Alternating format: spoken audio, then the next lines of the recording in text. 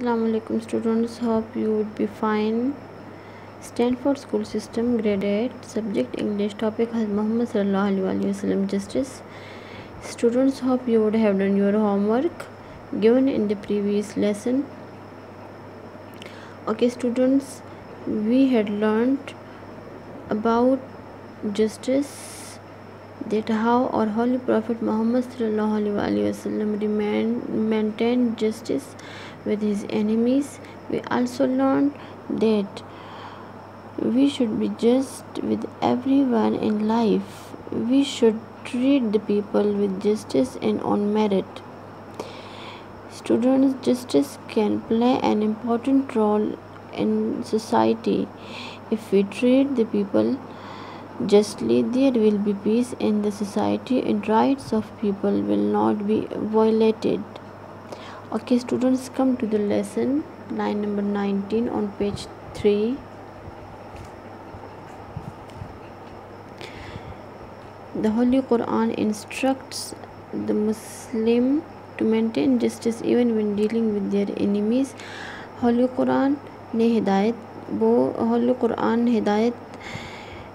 देती है कि कुरान ने हिदायत की है कि मुसलमानों को कि वो इंसाफ पे कायम रहे, हत्ता कि वो अपने दुश्मनों के साथ मामला करे।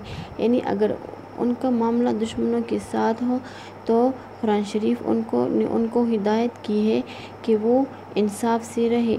और यू और तुम हो बिलीव, जो यकीन रखते हैं, जो ईमान रखने वाले हैं, बी मेंटेनर्स ऑफ जस्टिस, इंसाफ पे कायम रहने वालों में से रहो, यानी कि इंसाफ पे कायम रहो हर हाल में। And bearer of witnesses for the sake of Allah, और अल्लाह ताला की खातिर गवाही देते रहो। अल्लाह ताला की खातिर का मतलब है कि आप लोगों ने किसी रिश्ते को नहीं देखना। अगर कोई करीबी रिश्तेदार आपकी करीबी रिश्तेदार में से आपकी बहन भाई आप जो भी हो, और अगर वो हक़ पे नहीं हो तो आप लोगों ने उस रिश्ते को नहीं देखना, बल्कि आप लोगों ने अल्लाह ताला की खातिर हक़ और सच की गवाही देनी है। Let not hatred of a people incite to act unjustly, और अपनी नफ़रत को ना छोड़ो कि वो आपको बेइंसाफ़ी पे आमादा करे। यानी अगर आपको किसी से नफ़रत है तो आपकी नफ़रत आपको उस हद तक ना ले जाए कि आप बेइंसाफ़ी करो। बी जस्ट, इंसाफ से रहो। This is near to rightness, ये सीधी राह, ये सच्चाई की तरफ ले जाती है, उसके करीब है। एंड फियर अल्लाह, और अल्लाह से डरते रहो। श्योरली, यकीन, Allah is aware of what you do, बेशक अल्लाह ताला सब चीज़ों से बाखबर है जो तुम करते हो। As head of state of Medina रियासत के सरबराह के तौर पर हज़रत मोहम्मद सल्लल्लाहु अलैहि वसल्लम would decide all cases on merit with justice and fairness. आप सल्लल्लाहु अलैहि वसल्लम ने फैसला किया कि तमाम मसलों के हल को इंसाफ, अदल, इंसाफ पर उसका हल निकाला जाएगा। Once a Quraysh woman was found guilty of stealing, एक दफ़ा कुरैश की एक औरत चोरी के इल्ज़ाम में पकड़ी गई।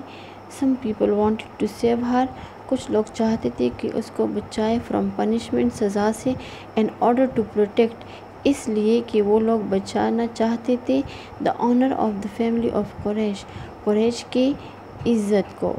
ठीक है, Quraish was the noble family of Arabs, Arab में कुरैश ख़ानदान जो था वो बहुत एक मुअज़्ज़ज़ और आला ख़ानदान था। तो इसलिए जब उस ख़ानदान की एक औरत ने चोरी की तो वो लोग बहुत शर्मिंदा थे, और अपने ख़ानदान की इज़्ज़त को बचाने के लिए उन्होंने उस औरत की सिफारिश की।